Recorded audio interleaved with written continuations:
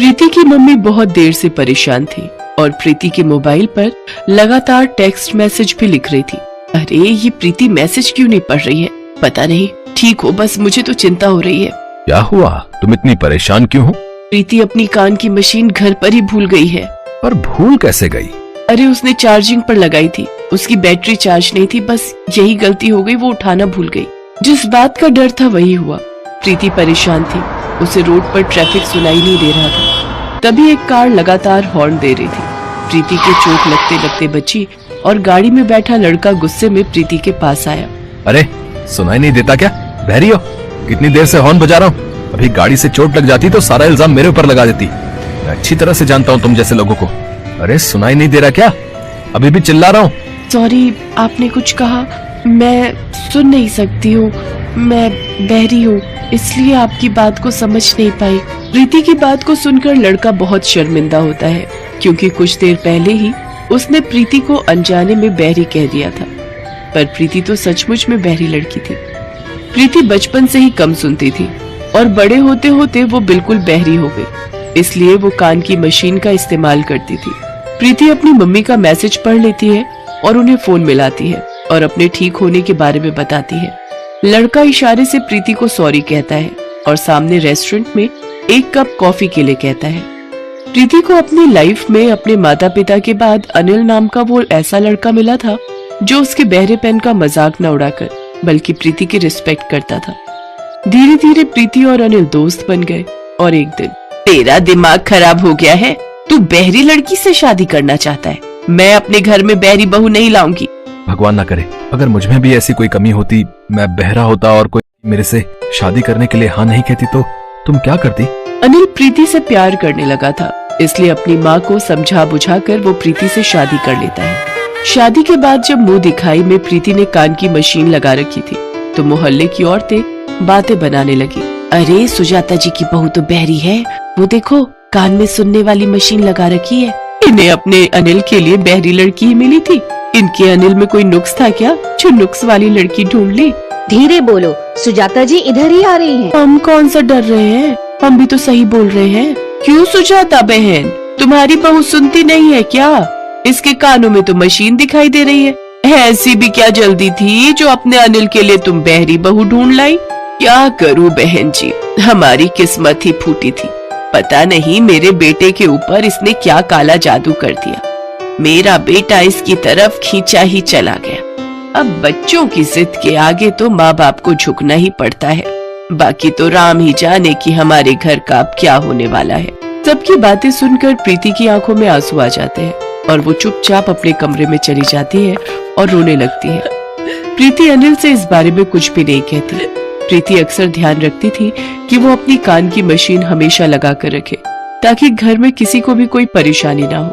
एक दिन प्रीति की ननद जिसकी दूसरे शहर में शादी हुई थी वो रहने आई हुई थी। मम्मी, आपको पता है मेरे ससुराल में मेरी कितनी बदनामी हुई है? मेरी सास तो ये ताना दे रही थी कि अनिल भैया ने आखिर एक बहरी लड़की को ही अपनी पत्नी क्यों चुना, और वो तो ये भी कह रही थी कि कहीं आगे चलकर भैया के बच्चे भी बहरे पैदा। नीलिमा, तुम पीठ पीछे अपनी भाभी की बुराई कैसे कर सकती हो? मुझे तुमसे ये उम्मीद नहीं थी। तुम मेरी सगी बहन होकर जब अपने ही गलत बोलेंगे तो बाहर वालों से कैसी उम्मीद रखेंगे? प्रीति किसी को भी कुछ नहीं कहती है, वो बेचारी तो इसी कोशिश में लगी रहती है कि किसी तरह से आप सबको खुश रखे। उसने ही मुझे भेजा था तुम्हें ये बताने के। आंखों में एक है। इतना सुनते ही प्रीति की आंखों में खुशी के आंसू आ गए और वो अपनी सासू माँ के गले लग गई।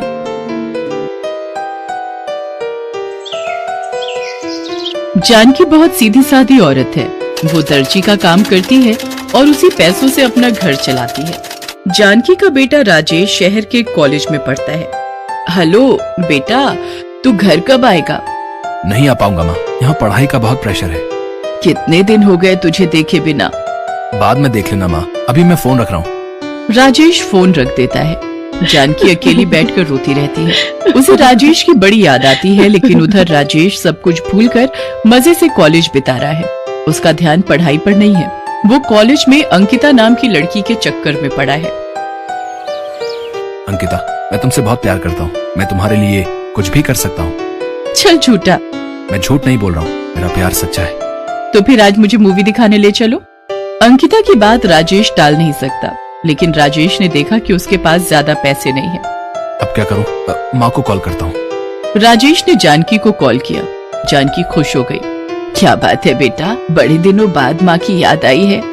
माँ वो किताबें खरीदनी थी, 2000 रुपए भेजो ना। जानकी के पास ज्यादा पैसे ना होते हुए भी वो किसी तरह पैसों का जुगाड़ करके अपने बेटों के पास पैसे भेज देती है और उधर उन पैसों से राजेश अंकिता के साथ मूवी देखने चला गया। इसी तरह दिन बीतते गए और कॉलेज खत्म होने के बाद राजेश ने अंकिता से शादी कर ली। तुमने मुझसे शादी तो कर ली, लेकिन अब खिलाओगे क्या? तुम्हारे पास तो नौकरी नहीं है। राजेश ने सोचा कि बात तो सही है, इसलिए वो अंकिता को अपने गांव ले गया। उसने सोचा कि माँ सब कुछ संभाल लेगी। अंकिता को देखकर जानकी चौंक तो गई, लेकिन कुछ कह नहीं पाई।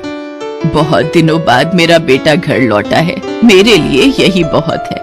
लेकिन अंकिता जानकी को पसंद नहीं आई। वो शहर की मॉडर्न लड़की है, छोटे कपड़े पहनकर आई है, ऊपर से उसके हाव भाव भी सही नहीं है। राजेश, इस छोटे से गांव में, छोटे से घर में हम रहेंगे क्या? हाँ बेबी, घर छोटा है तो क्या हुआ, मेरा दिल तो बहुत बड़ा है। राजेश तुम भी ना। लेकिन तभी जानकी ने कहा, पर बेटा कमरा तो एक ही है, उसमें कैसे? हाँ तो क्या, आप बाहर सो जाना, हम कमरे के अंदर सोएंगे। हाँ माँ, आप अपने बेटे के लिए इतना नहीं कर सकती हो क्या? जानकी ने कुछ नहीं कहा।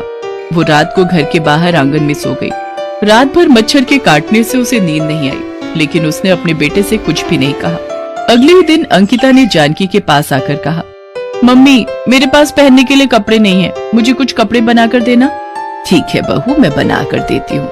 अंकिता के कहने पर जानकी ने अंकिता के लिए 2 सलवार कमीज बना दिए, लेकिन अंकिता सलवार कमीज देखकर गुस्सा हो गई। ये क्या है, ये क्या बना दिया है आपने? क्यों बहू, हमारे यहाँ पर लड़कियाँ यही सब पहनती हैं। मैं कोई गंवार हूँ क्या जो ये सब पहनूं? मुझे मॉडर्न कपड़े चाहिए। ये बोलकर अंकिता ने सलवार कमीज को नीचे से फाड़कर छोटा बना लिया। हाँ अब ठीक है, इसमें मैं अच्छी लगूंगी, है ना बेबी? हाँ हाँ, बहुत खूबसूरत लगोगी। माँ आप भी ना कुछ समझती नहीं हो, आप भी यहाँ के लोगों की तरह गवार हो, गवार। जानकी को बहुत बुरा लगा। उसने नहीं सोचा था कि किसी लड़की के लिए उसका खुद का बेटा उसे ये सब कहेगा। अंकिता उस छोटी सी ड्रेस को पहनकर निकल गई। आसपास के सारे लोग मुड़ मुड़ कर देखने लगे और आपस में बातें करने लगे। अरे छी छी, ये क्या है? बहू को शर्म नाम की कोई चीज है कि नहीं? गांव के लोग जानकी के पास चले आए। देखिए जानकी बहन, आपको कुछ करना पड़ेगा, यहाँ ये सब नहीं चलेगा। हाँ हाँ, मैं बात करूंगी बहू से, आप लोग निश्चिंत रहिए। उस रात जानकी ने जब राजेश को ये सब कहा तब राजेश गुस्सा हो गया। माँ आपको कुछ पता तो है नहीं, अंकिता मॉडल बनना चाहती है, सारे मॉडल यही सब तो पहनते हैं, आप ज्यादा बकवास मत करिए। हाँ राजेश, तुम पूरी की पूरी गवार है। राजेश और अंकिता अपनी ही धुन में चलते रहे और जानकी पूरी मेहनत करती रही। सिलाई का काम करके घर चलाती रही और घर का कामकाज भी करती रही। खाना बनाना, कपड़े साफ करना, सब कुछ अकेले ही करती रही। अंकिता कोई भी काम नहीं करती थी और राजेश तो प्यार में अंधा है। सबसे बुरी बात तो ये है कि जानकी को घर के बाहर सोना पड़ता है, खुले आसमान के नीचे। एक दिन जानकी ऐसे ही खुले आसमान के नीचे सो रही थी और तभी अचानक से बारिश आ गई। अरे बाप रे, बारिश आ गई, अब क्या होगा, मैं तो भीग जाऊंगी। जानकी भीगने लगी और घर के अंदर घुसने के लिए उसने अपने बेटे को पुकारा। बेटा बेटा, दरवाजा खोल बेटा, मुझे अंदर जाना है। लेकिन घर के अंदर से कोई उत्तर नहीं आया। आज मौसम कितना अच्छा है ना? हाँ, मुझे ऐसा मौसम बहुत अच्छा लगता है। यहाँ दोनों मौसम की तारीफ करने में लगे रहे और वहाँ पूरी रात जानकी बाहर भीगती रही और अगले ही दिन सुबह उसे बुखार आ गया। बेटा मुझे बुखार आ गया है बेटा, आज मैं काम नहीं कर पाऊंगी। तो फिर काम कौन करेगा? मैं नहीं कर सकती। राजेश ने कुछ नहीं कहा और दोनों ने घर से पैसा लिया और बाहर होटल में जाकर खाना खाकर आ गए। लेकिन जानकी भूखी पड़ी रही और आंसू बहाती रही। भगवान, ये क्या हो रहा है भगवान? क्या यही देखने के लिए मैं जिंदा हूँ? अगले ही दिन राजेश नींद से उठा और देखा अंकिता गायब है।